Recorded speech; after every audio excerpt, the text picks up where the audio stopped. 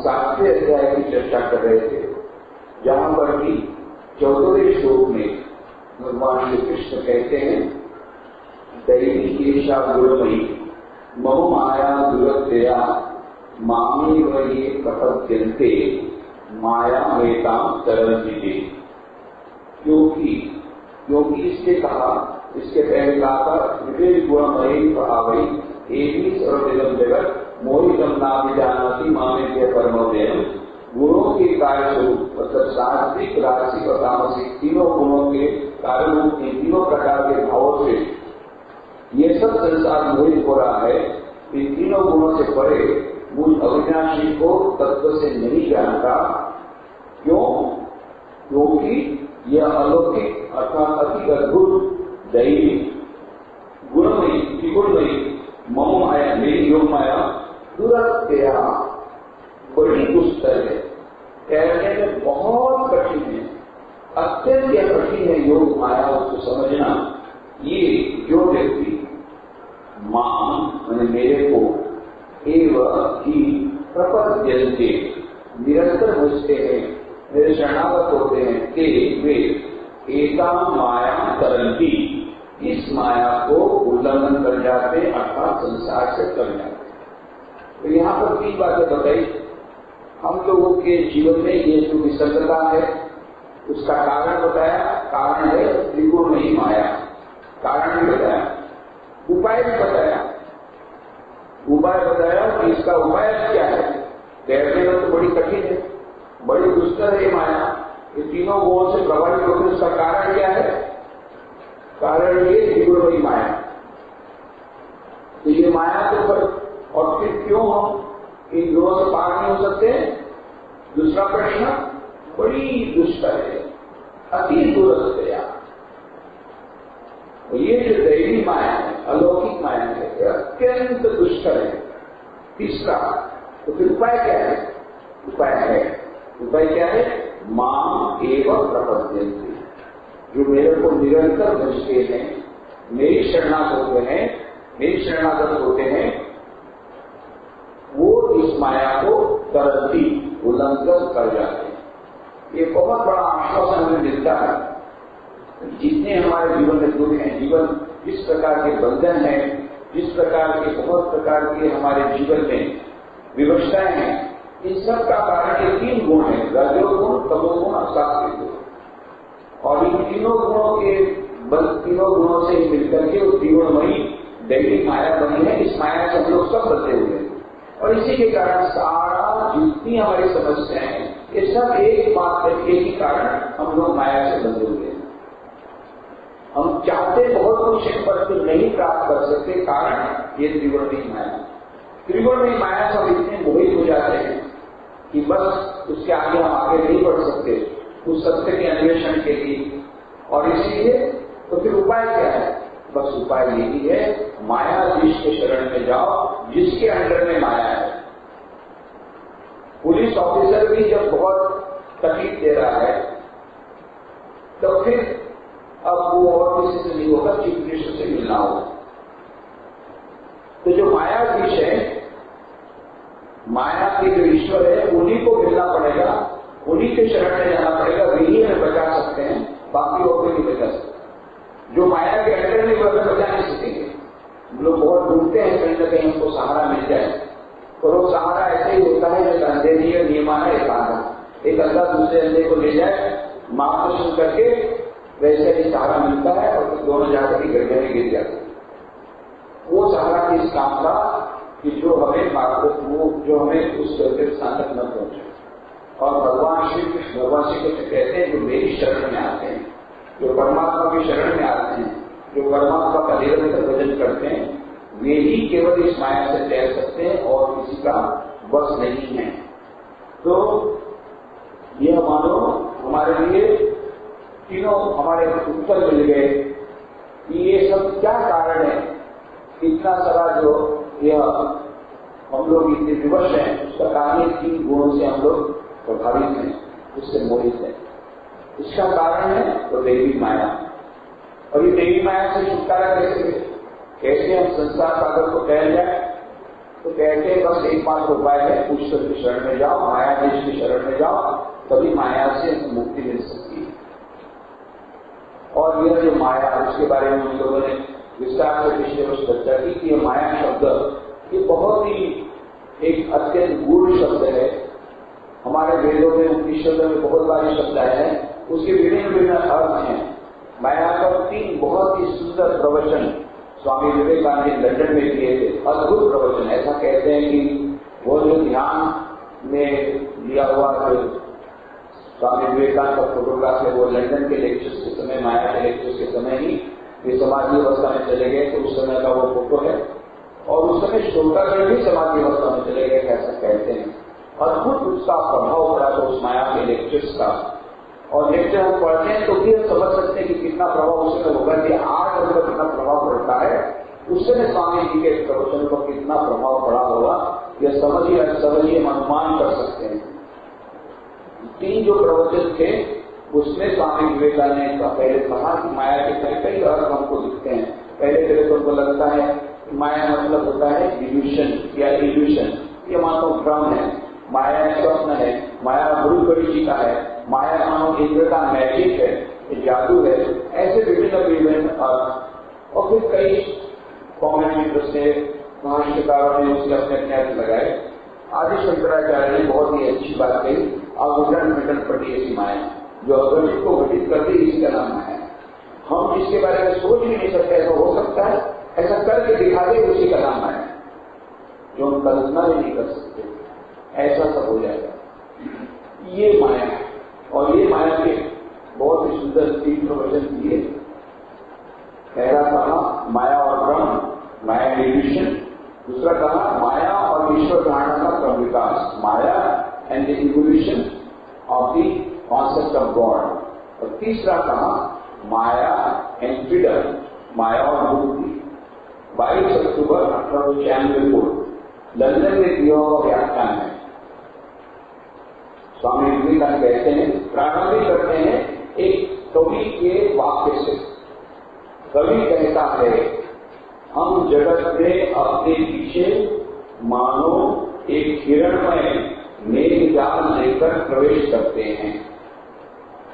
यह है inverted commas में कवि ने कहा है, trailing the cloud we come, जगत में अपने पीछे मानो हिरणमय मेघ जाल।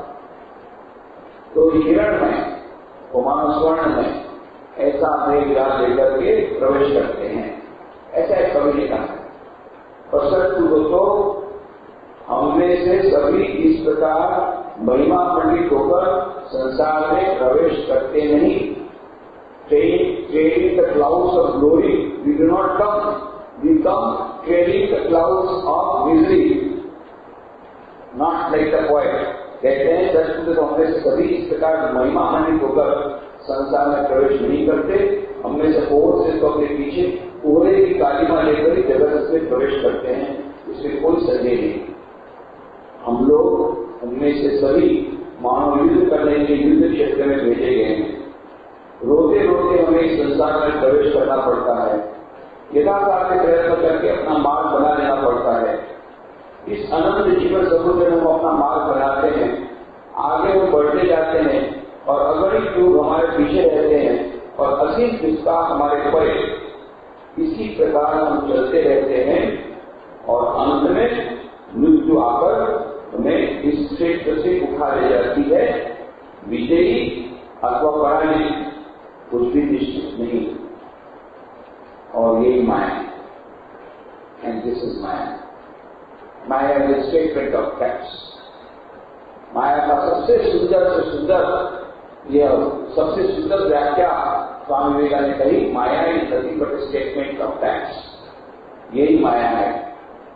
ये बस सिर्फ घटनाओं का मानो स्टेटमेंट ऑफ फैक्ट। ये जो घटना हम देख रहे हैं, इसी का विवरण, इसी का नाम माया।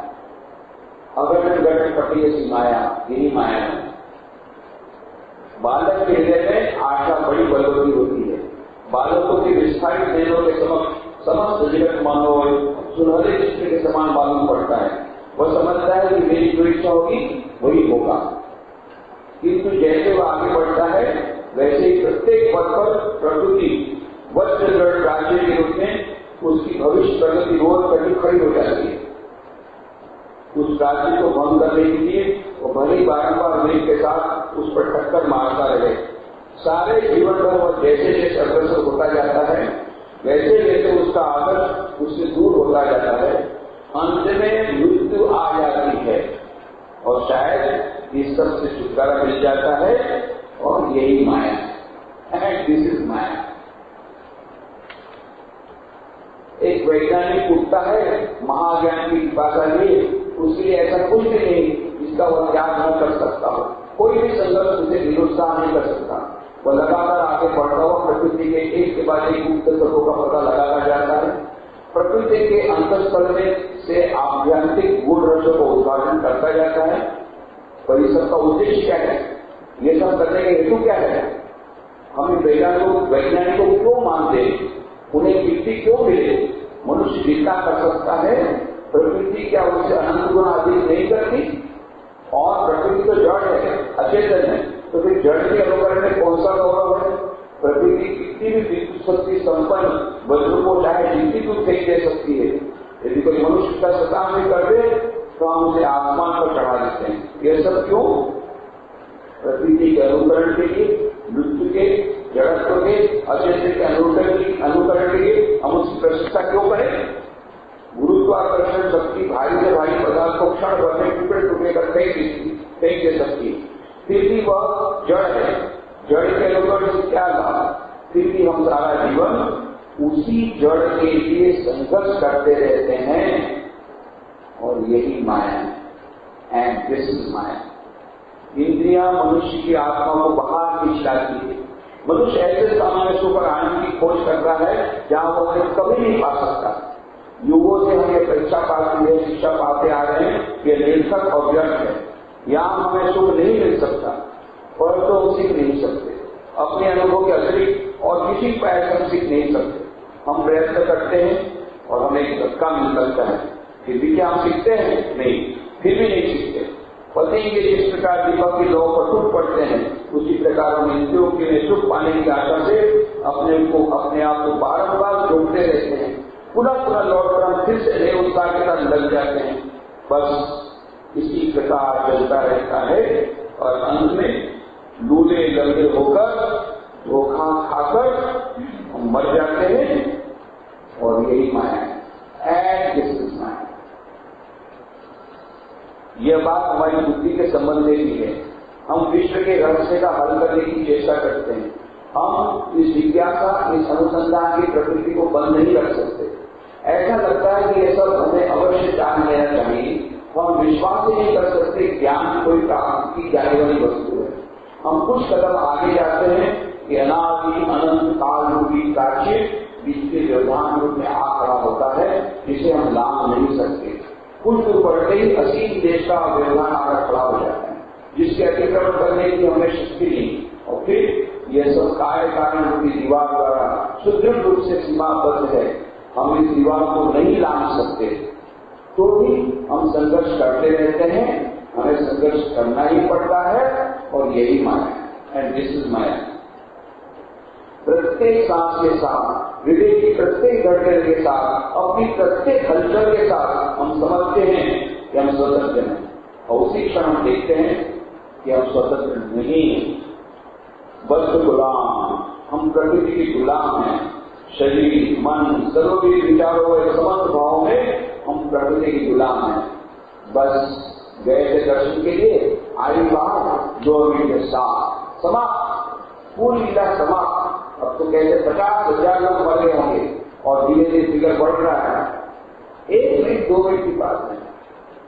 थोड़ा सा भूकंप आया, समाप्त, हजारों लोग समाप्त, तुरंत 1 मिनट में। हम प्रकृति के गुलाम हैं। शरीर, मन, सर्वविध विचारों, समस्त भाव में हम प्रकृति के गुलाम हैं और यही माया है। एंड दिस इज माया। ऐसी एक भी माता नहीं है जो अपनी संतान को जन्मतः एक अद्भुत प्रतिभा संपन्न महापुरुष न समझती हो। ऐसी एक भी माता नहीं है जो अपनी संतान को जन्मतः एक अद्भुत प्रतिभा संपन्न महापुरुष न समझती हो,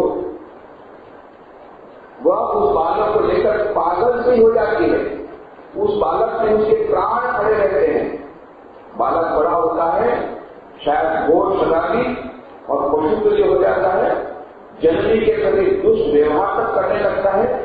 जितना ही उसका दुर्व्यवहार बढ़ता है उतना ही जननी का प्रेम भी बढ़ता है। लोग इसे जननी का निस्वार्थ प्रेम कहकर प्रशंसा करते हैं। उनके मन में यह प्रश्न तक नहीं उठता कि वह माता जन्मतः एक गुलाम है, वह इस प्रकार प्रेम के बिना नहीं रह सकती। हजारों बार उसकी इच्छा होती है कि वह इस मोह का त्याग कर दे, पर वह नहीं कर पाती। अतः वह इसे पुष्प राशि द्वारा आच्छादित कर लेती है, उसी को अद्भुत प्रेम कहती है, और यही माया है। एंड दिस इज माया। हम सबका भी बस यही हाल है। नारायण ने श्री कृष्ण से पूछा, प्रभु आपकी माया कैसी है, मैं देखना चाहता हूं। इस कहानी को हम लोगों ने पिछले वक्त ले लिया। नारायण की कहानी हमने पिछले वक्त कही कि इस प्रकार नारायण ने कहा मैं माया देखना चाहता हूं, और फिर किस प्रकार से हुआ नारद के साथ वो हम लोग जानते हैं। आधे घंटे के भीतर में ही सब कृष्ण की मन से होकर निकल गए, और यही माया है। एंड दिस इज माया। किसी न किसी रूप में हम सभी इस माया के भीतर हैं। ये बात समझना बड़ा कठिन है, विषय भी बड़ा जटिल है। इसका तात्पर्य यही, ये बात बड़ी भयानक है। सभी देशों में महापुरुषों ने इस तत्व का प्रचार किया है, सभी देश के लोगों ने इसकी शिक्षा प्राप्त की है, और बहुत कम लोगों ने इस पर विश्वास किया है। इसका कारण यही है कि स्वयं बिना भोगे, स्वयं बिना ठोकर खाए हम इस पर विश्वास नहीं करते। सच पूछो तो सभी वृथा है, सभी मिथ्या है। सर्व संहारक काल आकर सबको ग्रस लेता है, कुछ भी नहीं छोड़ता।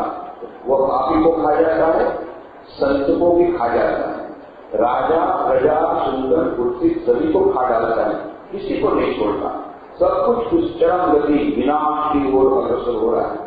हमारा ज्ञान, शिल्प, विज्ञान सब कुछ उसी की ओर अग्रसर हो रहा है। कोई भी इस ज्वार की गति को रोक नहीं सकता। हम भले ही उसे भूले रहने की चेष्टा करें, जैसे किसी देश में महामारी फैलने पर लोग शराब, नाच गान आदि व्यर्थ की चेष्टाओं में रत रहकर सब कुछ भूलने का प्रयत्न करते हुए पक्षाघातग्रस्त से हो जाते हैं।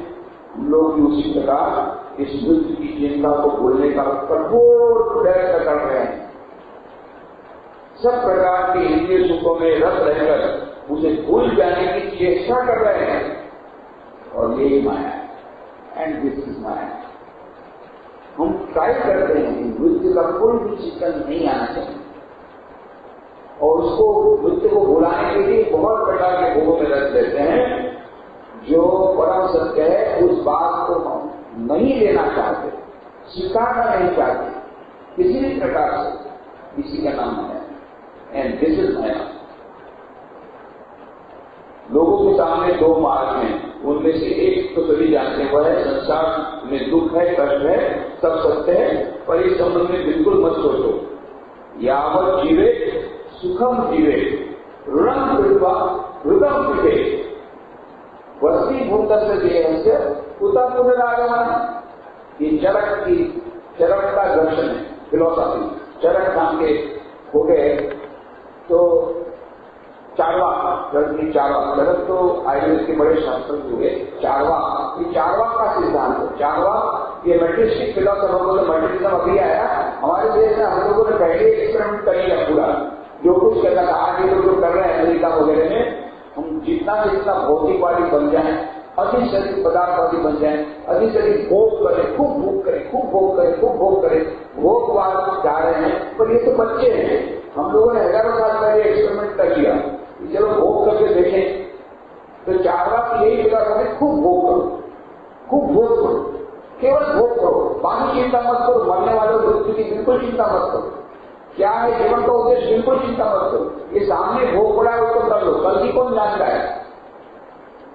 अरे भोग करेंगे तो भोग के लिए पैसा नहीं है।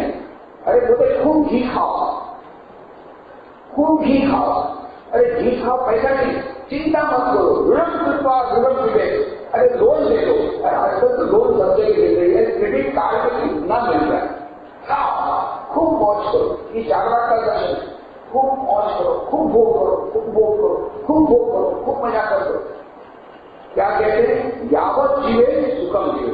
अरे यावत जीवे सुखम जीवे, ऋणम कृत्वा ऋणम विवेक, खूब घी खाओ और खूब मजा करो। पैसा नहीं है, चिंता मत करो, क्रेडिट कार्ड लोन ले लो। वस्ती भूत देह हमसे भूता पुनरागमन। अरे ये देह जब जल करके भस्म हो जाएगी, युक्त होगी, उसके बाद लोन देने कौन लेने वाला है? चिंता मत करो कि लोन का पेमेंट कैसा होगा। अरे आप इसे मर जाओ, बाद में जो होता रहेगा होगा, देगा, बाकी लोग देंगे, बाप देगा ना, बेटा देगा ना, कोई ना कोई तो देगा, पेमेंट करेगा, नहीं देगा तो जो भी होगा, तुम तो वोट करके मर जाओ। वस्ती भूत से उत्तम पुनरागमन। अरे जो देह का भस्म हो जाएगा फिर उसका तो पुनरागमन कभी होगा नहीं। 2 दिन की जिंदगी है, मौज कर लो। ये चारवाक दर्शन, ये भी हम लोगों ने, ये सब एक्सपेरिमेंट हम लोग कर चुके। कहते हैं यावत जीवे सुखम जीवे ऋणम कृत्वा ऋणम विवेक। दुख है अवश्य, और उधर नजर मत डालो, जो कुछ थोड़ा बहुत सुख मिले उसका भोग कर लो। इस संसार चित्र के अंधकार में भाव को मत देखो, केवल प्रकाश में और आशा पर पक्षी हो देखो। इस मन में कुछ सत्य तो अवश्य, और साथ एक खतरा भी है। स्वामी विवेकानंद कहते हैं ठीक है, अच्छा लगता है ये, और एक खतरा है। खतरा क्या है? इसमें सत्य इतना ही है कि यह हमें कार्य की प्रेरणा देता है। आशा इसी प्रकार के प्रत्येक आदर्श हमें इस कार्य में प्रभुत्व और उत्साहित करता है अवश्य। इसमें विपत्ति यह है कि अंत में हमें हताश होकर सब चेष्टाएं छोड़ देनी पड़ती है। अंत में बहुत हताशा आती है, करते तो हैं, प्राप्त नहीं कर सकते, अंत में हताशा आती है, इसमें प्रायश्चित होता है, इसमें पश्चाताप होता है। यही हाल होता है हम लोगों का, जो कहते हैं संसार को जैसा देखते हो वैसा ही ग्रहण करो, जितना स्वच्छंद रह सकते हो रहो, दुख कष्ट आने पर भी संतुष्ट हो, आघात होने पर भी कहो ये आघात नहीं, पुष्प वृष्टि है ये आघात नहीं है, पुष्प वृष्टि है। दास के समान दुष्कार्य जाने पर भी कहो मैं मुक्त हूं, स्वाधीन हूं, विश्व तथा अपनी आत्मा के समुख दिन रात झूठ बोलो, क्योंकि संसार में रहने का, जीवित रहने का यही एकमात्र उपाय है। ये जो चारवाक वाले यही करते हैं, दिन रात झूठ बोलते हैं, नहीं हम लोग स्वाधीन है, स्वाधीन है, क्या स्वाधीन है? इसी को सांसारिक ज्ञान कहते हैं। और इस 19वीं शताब्दी में, इसका 19वीं शताब्दी में इसका जितना प्रभाव है उतना और कभी नहीं रहा, क्योंकि लोग इस समय जो चोटें खा रहे हैं वैसी उन्होंने पहले कभी नहीं खाई। प्रतिद्वंद्विता में इतनी चीजें पहले कभी नहीं थी। मनुष्य अपने भाइयों के प्रति आज जितना निष्ठुर है उतना पहले कभी नहीं था, और इसीलिए आजकल ये सांत्वना दी जाती है। आजकल इस उद्देश्य का ही जोर है, और अब उससे कोई फल नहीं होता, कभी बोलता ही नहीं। सड़े गले मुर्दे को फूलों से ढककर नहीं रखा जा सकता, यह असंभव है, ऐसा अधिक दिन नहीं चलता। एक दिन ये सब फूल सूख जाएंगे और तब वर्षों पहले से अधिक विभत्स दिखाई देगा। हमारा सारा जीवन भी ऐसा ही है। हम भले ही अपने पुराने सड़े घाव को स्वर्ण के वस्त्र से ढक रहने की चेष्टा करें, और एक दिन ऐसा आएगा जब वह स्वर्ण वस्त्र खिसक पड़ेगा और यह घाव अत्यंत विभत्स रूप में आंखों के सामने प्रकट हो जाएगा। ये सत्य, इसको हम नकार नहीं सकते, यही सत्य। अंत में निराशा, घोर निराशा, हताशा, दुख, यही हमारा एकमात्र परिणाम होगा यदि हम इस प्रकार की फिलॉसफी, भोगवादी फिलॉसफी को हम लोग प्रश्रय देंगे। तो क्या कोई आशा नहीं है? यह सत्य कि हम सभी माया के दास हैं, हम सभी माया के अंदर ही जन्म लेते हैं और माया में ही जीवित रहते हैं, तब क्या कोई उपाय नहीं, कोई आशा नहीं? ये सब बातें तो सैकड़ों युगों से लोगों को मालूम है कि हम सब अति दुर्दशा में पड़े हैं। यह जगत वास्तव में कारागार है, हमारी पूर्व प्राप्त महिमा की छटा भी एक कारागार है, हमारी बुद्धि और मन भी कारागार के समान है। कारागार माने प्रिजन, जेल खाना। मनुष्य चाहे जो कुछ करे, ऐसा कोई भी व्यक्ति नहीं है जो किसी न किसी समय इस बात को हृदय से अनुभव न करता हो। एक न एक बार प्रत्येक मनुष्य इस बात का अनुभव करता है कि हम बंद हैं, हम स्वाधीन नहीं हैं। दूसरे लोग इसको और भी तीव्रता के साथ अनुभव करते हैं क्योंकि उनके जीवन भर की संचित अभिज्ञता रहती है। प्रकृति की मिथ्या भाषा उन्हें और अधिक नहीं छगा सकती। इस बंधन को तोड़ने का क्या उपाय है? क्या कोई उपाय नहीं है?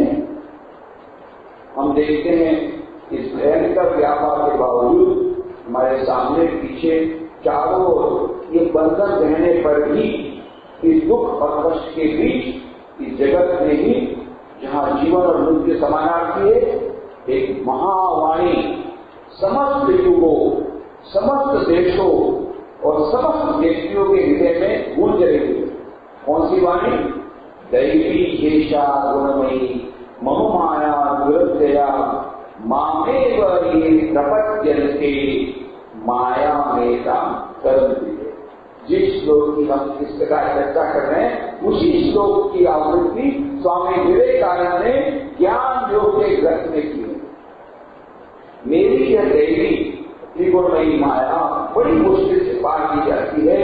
जो मेरी शरण में आते हैं वे इस माया को पार हो जाते हैं। हे उसके मांगे भार से डरे मनुष्यों, आओ मैं तुम्हें आश्रय दूंगा। ये वाणी ही हम सबको बराबर अग्रसर कर रही है। ये वाणी मालूम है ये जीसस क्राइस्ट की है। ओ all ye that are heavy laden, come, I shall free you from all bondage। यह जीसस क्राइस्ट ने कहा था। हे थके मांगे भार से डरे मनुष्यों, आओ मैं तुम्हें आश्रय दूंगा। यह वाणी हम सबको बराबर अग्रसर कर रही है।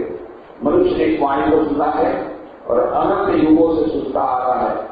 जब मनुष्य को लगता है कि उसका सब कुछ चला जा रहा है, जब उसकी आशा टूटने लगती है, जब अपने बल में उसका विश्वास हटने लगता है, जब सब कुछ मानो उसकी उंगलियों में से खिसक कर भागने लगता है और जीवन केवल एक भग्नावशेष में परिणत हो जाता है, तब वह इस वाणी को सुन पाता है। और यही धर्म है, सच्चा धर्म यही है, उस वाणी को सुनना, माया के पार हो जाना। और फिर एक ओर तो यह वाणी है, ये समझ कुछ नहीं है, केवल माया है। और साथ ही आशाप्रद वाक्य है, माया के बाहर जाने का मार्ग है। और दूसरी ओर हमारे सांसनिक लोग कहते हैं धर्म दर्शन ये सब व्यर्थ की वस्तु लेकर दिमाग खराब मत करो। ये अधिकांश लोग ऐसे कहते हैं। 99% लोग अरे क्या दिमाग खराब करते हो भाई, भगवान और ये और क्या लगाया, दुनिया में रहो, माना ये दुनिया बड़ी खराब है और जितना हो सके इसका मजा करो। सीधे साधे शब्दों में इसका अर्थ यह है, दिन रात पाखंडपूर्ण जीवन व्यतीत करो, अपने घाव को जब तक हो सके ढके रखो, एक के बाद दूसरी जोड़गांठ करते जाओ, यहां तक सब कुछ नष्ट हो जाए और तुम केवल जोड़गांठ का एक समूह मत रह जाओ। इसी को कहते हैं सांसारिक जीवन। यही है सांसारिक जीवन। जो इस जोड़गांठ से संतुष्ट है ये कभी भी धर्म लाभ नहीं कर सकते। जब जीवन की वर्तमान अवस्था में भयानक अशांति उत्पन्न हो जाती है, जब अपने जीवन के प्रति ममता नहीं रह जाती, यदि जोड़गांठ पर अपार घृणा उत्पन्न हो जाती है, जब मिथ्या और पाखंड के प्रति प्रबल वितृष्णा उत्पन्न हो जाती है, तभी धर्म का प्रारंभ होता है, सच्चे धर्म का। बाकी धर्म सभी लोग पालन कर रहे हैं। थोड़ा सा गए मंदिर में, थोड़ा सा पूजा पाठ कर दिया, चंदन चढ़ा दिया, थोड़ा सा पूजा के कभी 2 रुपये हो गया, ये धर्म। और ये सच्चा धर्म नहीं। सच्चा धर्म कब शुरू होता है? जब इस प्रकार से मन में अशांति आती है, जब भयानक अशांति उत्पन्न हो जाती है, जब जीवन के प्रति ममता नहीं रह जाती, जब इस जोड़गांठ पर अपना अपार गुणा उत्पन्न हो जाती है, जब मिथ्या और पाखंड के प्रति प्रबल वितृष्णा उत्पन्न हो जाती है, तभी धर्म का प्रारंभ होता है। भगवान बुद्ध ने बोधि वृक्ष के नीचे बैठकर दृढ़ से जो बातें कही थी, उसे जो अपने रोम से बोल सकता है, वही वास्तविक धार्मिक होने योग्य है। संशय होने की इच्छा उनके भी हृदय में एक बार उत्पन्न हुई थी। इधर वे स्पष्ट रूप से देख रहे थे कि उनकी अवस्था इस आचरण जीवन एकदम व्यर्थ है, तो इसके बाहर जाने का उन्हें कोई बात नहीं मिल रहा था। मां एक बार उनके बाप उनके निकट आया और कहने लगा, छोड़ो फिर सत्य की खोज, चलो संसार में लौट चलो और पहले जैसा पाखंडपूर्ण जीवन बिताओ, सब वस्तुओं को उनकी मिथ्या नामों से पुकारो, अपने निकट और सबके निकट दिन रात मिथ्या बोलते रहो। और उस महावीर ने अपने असुर पराक्रम से उसे उसी क्षण परास्त कर दिया। उन्होंने कहा, अज्ञान पूर्वक केवल खा पी कर जीने की अपेक्षा मरना ही अच्छा है, पराजित होकर जीने की अपेक्षा युद्ध क्षेत्र में मरना ही श्रेष्ठ है। यही धर्म की नियम है। जब मनुष्य इस नींव पर खड़ा होता है तब समझना चाहिए कि वह सत्य की प्राप्ति के पद पर, ईश्वर की प्राप्ति के पद पर चल रहा है। धार्मिक होने के लिए भी पहले यह दृढ़ प्रतिज्ञा आवश्यक है। मैं अपना रास्ता स्वयं ढूंढूंगा, सत्य को जानूंगा तो इस प्रयत्न में प्राण दे दूंगा। कारण संसार की ओर से तो और कुछ पाने की आशा है ही नहीं, ये तो शून्य दुख है। दिन रात उड़ता जा रहा है। आज का सुंदर आंखों को तरुण, कल का बूढ़ा है। आशा, आनंद, सुख ये सब मुकुलों की भांति कल के शिशिर पास से नष्ट हो जाएंगे। यह हुई उपस्फोट की बात। और दूसरी हो है विजय का प्रलोभन, जीवन के समस्त अशुभों पर विजय प्राप्ति की संभावना, और तो स्वयं जीवन और जगत पर भी विजय प्राप्ति की संभावना। इसी पैर से मनुष्य अपने पैरों पर खड़ा हो सकता है। अतः जो लोग विजय प्राप्ति के लिए, सत्य के लिए, धर्म के लिए चेष्टा कर रहे हैं, वे ही सत्य पथ पर हैं और वे यही विदेश करते हैं। निराश मत हो, मार्ग बड़ा कठिन है, सूर्य की धार के समान दुर्गम है, फिर भी निराश मत हो, उठो, जागो और अपने परम आदर्श को प्राप्त करो। उत्तिष्ठत जागृत प्राप्त बलान निबोधत सुरस्य धारान शिलाग्रतया दुर्गम पदस्थ कवि होती है। कठोपनिषद का बात है। इसी वाक्य को स्वामी के अनुसार दोस्तों यह हमारे फ्री ट्रांसलेशन करके बोला, उसको जागो सत्य का हुकूमत। और उपनिषद में क्या कहा? उत्तिष्ठत जागृत प्राप्त बलान निबोधत, उठो, जागो और परम आदर्श को प्राप्त करो। निराश मत हो, सूर्य की धार पर चलने के समान ये दुर्गम है यह रास्ता, क्योंकि निराश मत हो, उठो, जागो, अपने परम आदर्श को प्राप्त करो। सारे धर्मों की चाहे किसी रूप में मनुष्य के निकट अपनी अभिव्यक्ति करते हो, यही सामान्य केंद्रीय नींव है। और वह संसार के बाहर जाने का मुक्ति का उपदेश। तो यह मानो और भी बहुत सारी बातें यहाँ पर स्वामी जी माया के बारे में कहते हैं। माया का माना पूर्व उन्होंने यह स्वरूप प्रकट कर दिया और मुक्ति ही जीवन का लक्ष्य। माया से मुक्ति हमें करनी होगी, तभी हम इस जो परम सत्य को प्राप्त कर सकेंगे या सच्चे सुख शांति को प्राप्त कर सकेंगे। उसके बिना जब तक हम माया के पार नहीं जाते, तब तक हम जब तक माया के भीतर हैं, हमको इसी प्रकार बारंबार दुखित होना पड़ेगा, बारंबार निराश होना पड़ेगा, बारंबार हताश होना पड़ेगा, मान आना ही पड़ेगा। उपाय कुछ नहीं है। यह मानो जीवन का एक सच्चा स्वरूप है, जिसमें कि ये जो विपरीत भावनाएं एक साथ रहती हैं और उनमें से हमें गुजरना होगा। जब तक माया में है, मानो हमको यह सहन करना ही पड़ेगा। अपने सुख दुख विपत्ति और कष्ट सभी वर्ष में हम ये आश्चर्य की बात देखते हैं कि हम सब धीरे धीरे मुक्ति को अग्रसर हो रहे हैं। प्रश्न का यह जगत वास्तव में क्या है, कहां से इसकी उत्पत्ति हुई है और कहां इसका लय है? उसका उत्तर था मुक्ति से इसकी उत्पत्ति है, मुक्ति में ही विश्राम करता है, तो मुक्ति में इसका लय होता है। ये जो मुक्ति की भावना है कि वास्तव में मुक्त है, इस आश्चर्यजनक भावना के बिना हम एक क्षण नहीं चल सकते। हम इस भाव के बिना तुम्हारे सभी कार्य यहाँ तक तुम्हारा जीवन तक व्यर्थ है। प्रतिक्षण प्रकृति सिद्ध कर दिया है कि हम दास हैं, और उसके साथ ये दूसरा भाव के हमारे अनुरूप पर होता है कि हम मुक्त हैं। तो मानो जब तक ये मुक्ति हमारे पास नहीं आएगी, तब तक हम इस सभी माया के परे नहीं जा सकते और मुक्त नहीं हो सकते। तब तक हमें वह सच्चे सुख की शांति की प्राप्त नहीं हो सकती।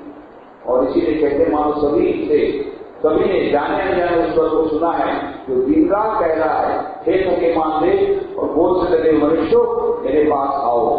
मुक्ति के लिए आह्वान करने वाली वाणी भले एक प्रकार की भाषा अतः एक तरह से प्रकार की न होती हो, पर किसी न किसी रूप में वो हमारे साथ सदैव विद्यमान है। हमारा यहाँ जो जन्म हुआ है वह भी इसी वाणी के कारण। हमें प्रत्येक गति इसी के लिए है, हम जाने या न जाने। पर हम सभी मुक्ति की ओर चल रहे हैं, उसी वाणी का अनुसरण कर रहे हैं। जिस प्रकार गांव के बालक उस वंशी वादक के संगीत से खींचकर चले जाते थे, उसी प्रकार हम भी बिना जाने ही उस मधुर वाणी का अनुसरण कर रहे हैं। वो कहानी है, बच्चों में आती थी, संगीत बजाने वाला था, सब बच्चे उस तरफ तो पाइपर वो अपना पाइप बजाता था, सब बच्चे उसकी तरफ चले जाते थे। तो ऐसे ही हम लोग मानो उसी वाणी के पीछे चले जा रहे हैं।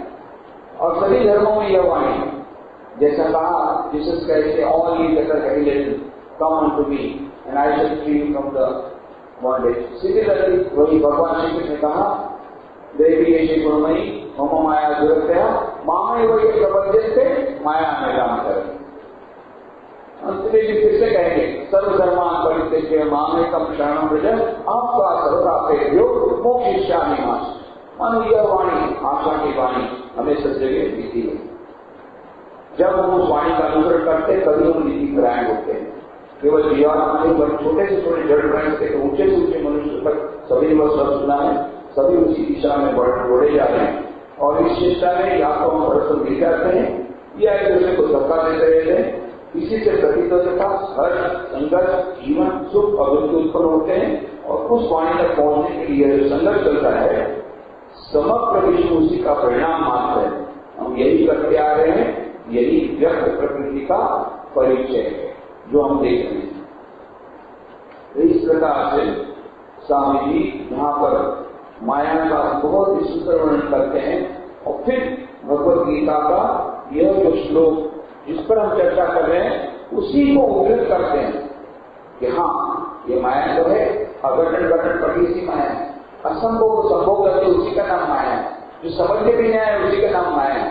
कुछ समझ में नहीं आता ऐसा कैसे होता है, क्यों ऐसा होता है, क्यों का कोई उत्तर नहीं। अरे सब लोग इतनी तो गए थे दर्शन के लिए, 4 धाम की यात्रा के लिए, तो वापस नहीं लौटे।